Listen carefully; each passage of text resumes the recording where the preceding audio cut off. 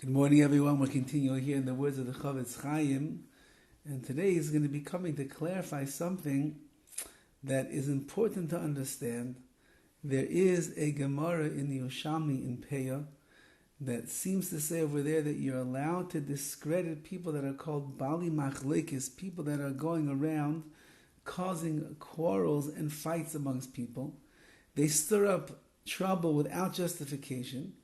And if you could speak negatively about them and prove not to listen to them, so then you will help other people not to get drawn after their points of contention and their words and their accusations, and therefore you will help to save other people from being drawn in to the machlekes, to the quarrels and the fights that this person or these people are trying to get people involved and engaged in.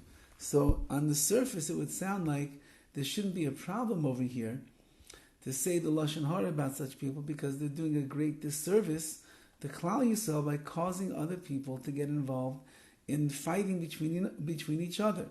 However, the CHOFETZ CHAIM needs to qualify the permissibility of this. You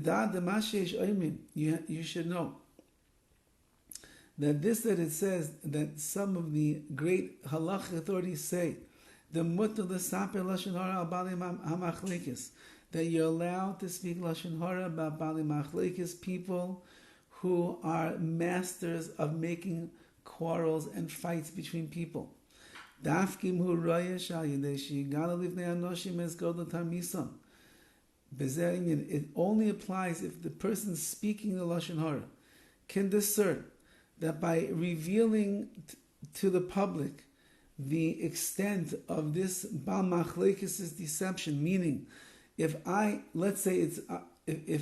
know that Reuven is going around and he's saying over things that are just trying to get the goat of people, and he's trying to start Machlekes, and he's saying information that might be true, might not be true, but he's doing it in a way only because he wants to stoke the fires and the flames of Machlekes, of argument. And if I will say enough, I will be able to convince the people that are listening that all of this person's claims are unjustified. And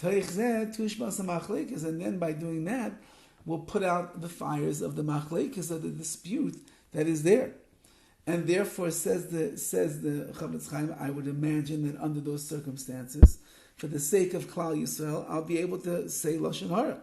But if there is no possibility of you quelling the dispute of this person, then there is no difference between Lashon HaRa about this person and Lashon HaRa about anybody else. You won't be allowed to do it.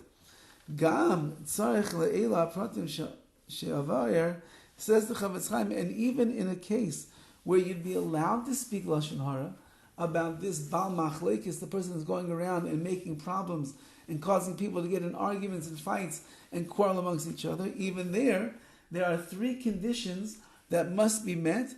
Otherwise, you cannot open your mouth to speak negatively about that person.